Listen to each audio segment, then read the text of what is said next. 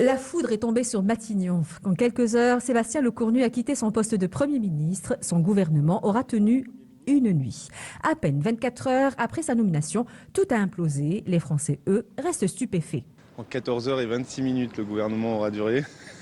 Et je trouve que c'est un peu... c'est pas normal. Quoi? Qu'est-ce qui va remplacer? On s'interroge, on s'inquiète, oui. Un sentiment de sidération qui résume cette journée. Hier soir, Lecornu présentait la première partie de son gouvernement, mais à l'aube, les Républicains, pourtant alliés, menaçaient déjà de claquer la porte. 9h40, l'Élysée confirme la démission. Une heure plus tard, c'est dans la cour de Matignon qu'il s'explique.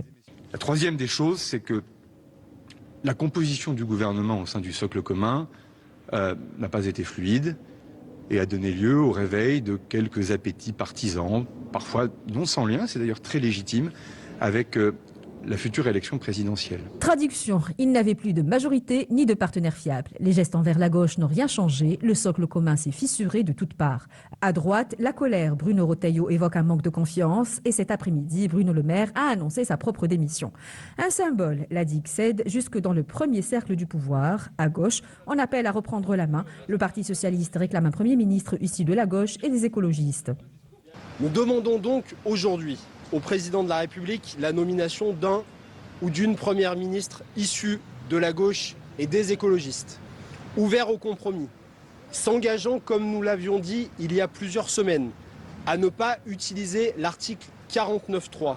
Jean-Luc Mélenchon, lui, pousse plus loin. La destitution du président de la République telle qu'elle est prévue par la Constitution elle-même. Dissolution, cohabitation, destitution, les mots de la crise s'entrechoquent. Et pendant ce temps-là, Emmanuel Macron garde le silence. Aucune allocution, aucune annonce. Sinon cette certitude, rien n'empêche juridiquement le président de reconduire Sébastien Lecornu et de lui confier la mission de reformer une équipe plus resserrée. La crise, c'est une tripolarisation de la vie politique extrêmement structurelle et structurante pour les partis qui ne permet pas de construire des majorités. Et là, en la matière, vous renommez Sébastien Lecornu ou Tartampion à sa place, il est assez probable qu'il ne trouve pas plus de majorité.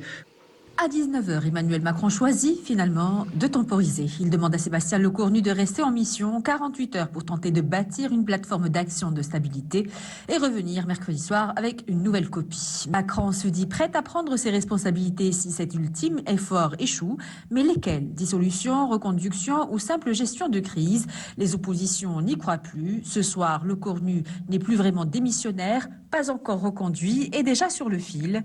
La foudre est tombée, elle pourrait bien mercredi soir frapper encore.